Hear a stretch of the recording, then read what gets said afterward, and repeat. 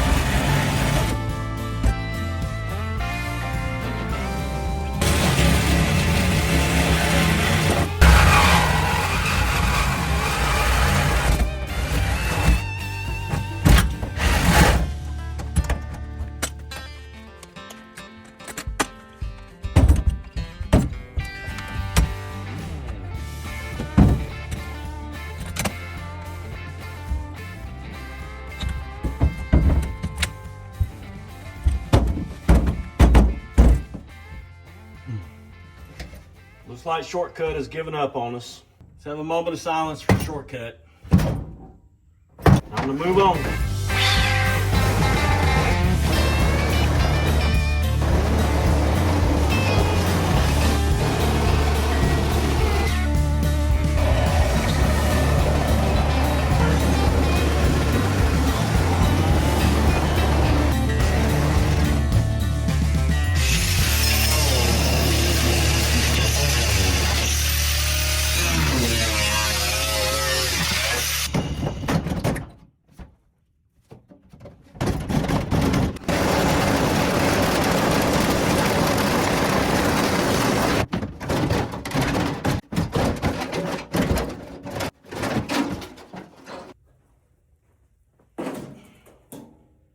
Well, that was easy.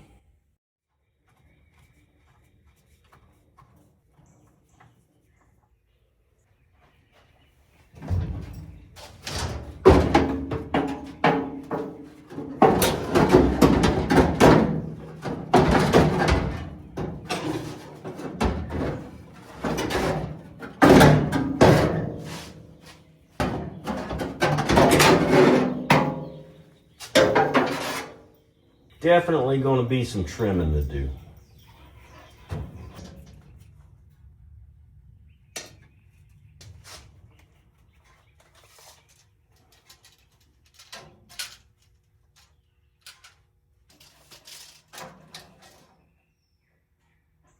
So what I'm going to do is whittle it down. I'm going to cut a little bit out, fit it, cut a little more out, fit it. Repeat that until I see what I get.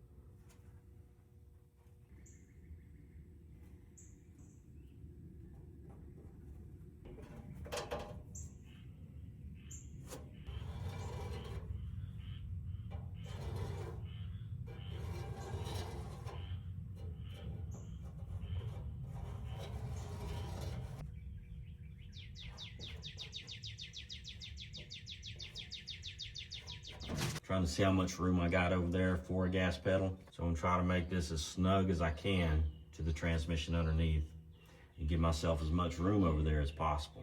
That's the plan. All right, so we've got a lot to start figuring out. We've got this sitting up here.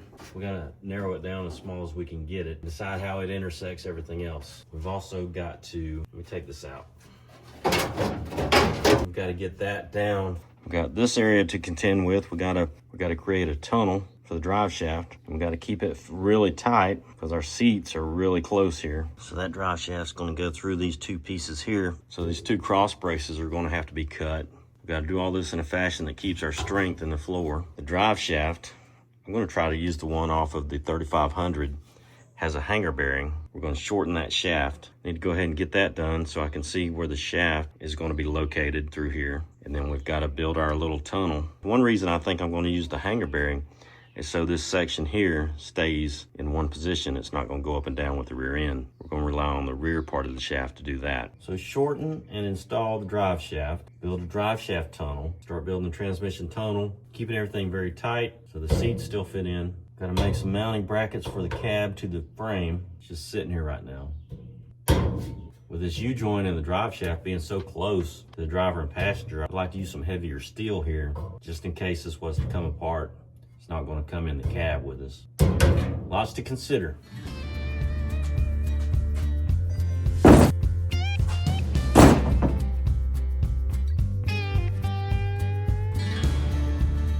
We're going to save that for another day. Catch y'all next time. Thanks for watching.